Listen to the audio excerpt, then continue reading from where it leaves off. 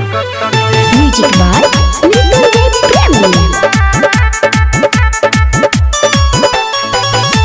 जातानी मरे छुटका पड़ी तनी दुनु बेकत के जातानी मरे छुटका पड़ी तनी दुनु बेकत के प्यार सुन कोइले कोइले जिंदगी से हमारा हटके जातानी मरे छुटका पड़ी तनी दुनु बेकत के जातानी मरे छुटका पड़ी तनी दुनु बेकत के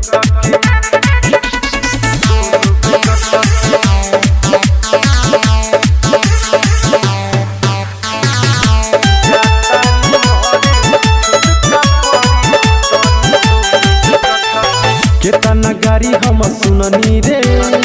तोरा के तो फसावेला इतना अब सुन रोइले केहू न बाटे हसावेला केतना गाड़ी हम सुननी रे तोरा के तो फसावेला इतना अब हम रोइले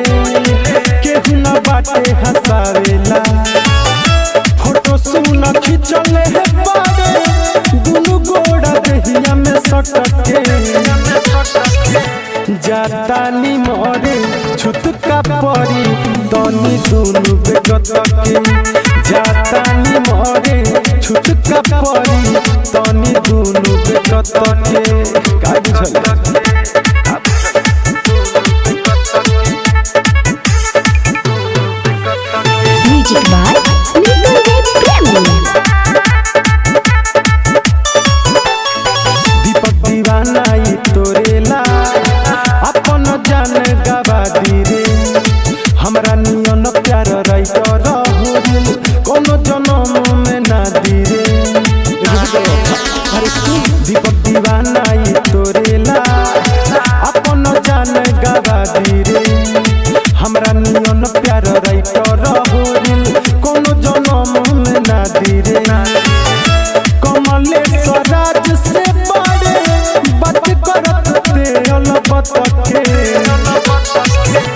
जातानी मरे छुटका पड़ी तनी दुनु बेकत के जातानी मरे छुटका पड़ी तनी दुनु बेकत के